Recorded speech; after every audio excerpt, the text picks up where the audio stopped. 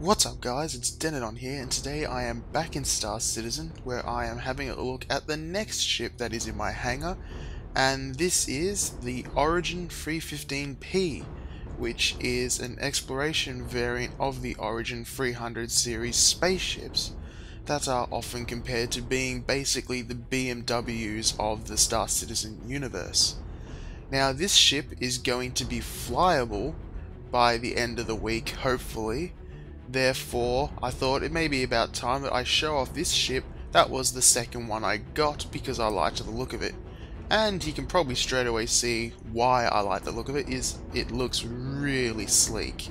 I mean, that looks like it should be going, fast, which is the whole point of it. And it's supposed to be an exploration variant, so under this hardpoint here where you can put a gun, it's got a tractor beam. But you can swap that out at any time, and in fact when I loaded this up this morning it actually had a gun mounted there instead of the tractor beam. But I swapped that out because, well, the tractor beam is what it's supposed to have, and I wanted to show the video with it as much as it has. And you can see in the background we are in the Southland hangar again, because that's what you get when you buy this ship. So let's duck down here, let's crouch, it's the undercarriage. You'll see this ship, or plane rather, it could be a space plane I suppose, better. It has full wheeled undercarriage, which makes me think it doesn't have VTOL or vertical takeoff and landing capability, so you're going to have to use runways. Now that might be actually quite interesting to see how they do that compared to the other ships. So just look up in the bay there, some cabling, looks like some of it's just flatly textured, but that's not too bad. All these sorts of grills and that here, so let's move along.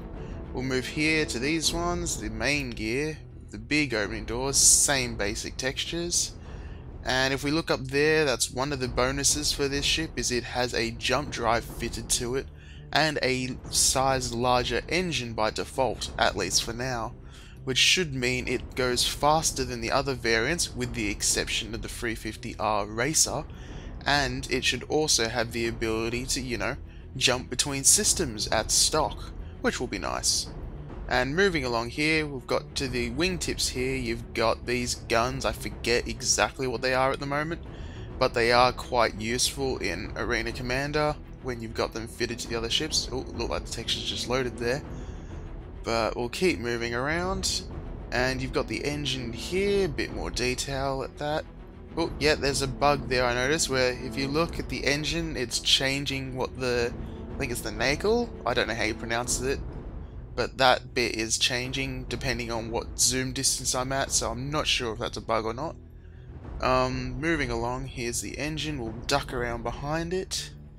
So, yep, you can see that's the intake of this bit, or not the intake, the exhaust, but if we move out a bit, you'll see it changes to that, which I think is actually the design that the default, like other 300 series are supposed to have, so maybe that's to do with the new loading system. And if you look here, you'll notice that this one is lacking the wing pylons that the other Origin ships have, which are for carrying missiles, but you can supposedly fit them to it, so that's not too big of a deal. But let's swing along back here, past the gun on this side, the nice looking ship overall, and then let's go have a look inside. So let's find the spot to open the door. If I can find it. Oh, there we go, we had it. Get back in there. Where's the door? See that bit? Yeah, there it is. I forget it's that hatch.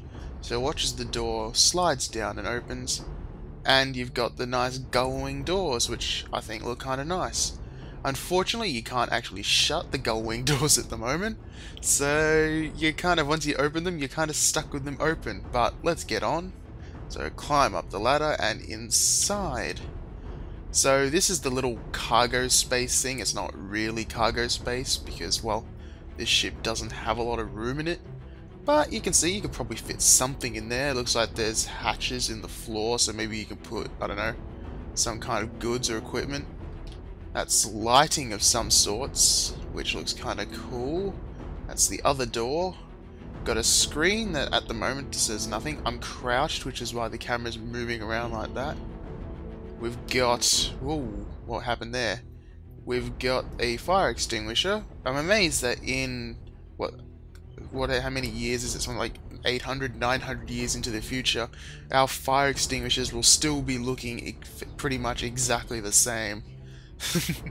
But anyway, we move here. Now this is where the bed's supposed to be. Like these bits here on the sides are supposed to kind of fold out and make the bed in the middle here. But you can't actually do anything with them, so there is no actual bed. Moving forward, we'll just have a look at the cockpit. So, a nice looking chair there. And I like the actual layout of this. And if we peek around, because I can do this, sort of, you can see it actually looks quite nice. You've got some kind of visual pop-up hologram displays on the left and right there, on either side of the yoke, which looks very much to me how Elite Dangerous actually displays its information. And if we go to this side, you can see the same. So let's get in the chair actually. So bring it up just so you can see the visibility we've got in this ship, because it's quite good. So turn around, the shiny control column. Those things, I don't know, they popped out a bit. Weren't they already out? But yep. And I've got Arena Commander thing in, so it's going to bring up this window, which I don't want at the moment. So let me just get out of that. And you can see we are now just looking around inside the ship. So you've got nice unobstructed view pretty much all round, which to me means that this will be one of the best ships for simply exploring and looking at the amazing world that Star Citizen is supposed to be, because, well, there is no bars or anything in the way, and what better ship to do it in than something that goes fast. So we'll get out of that, just bring ourselves around, and yep, he turns it off. Oh, they shut now, so do they stay shut or do they automatically go open again? Let's see.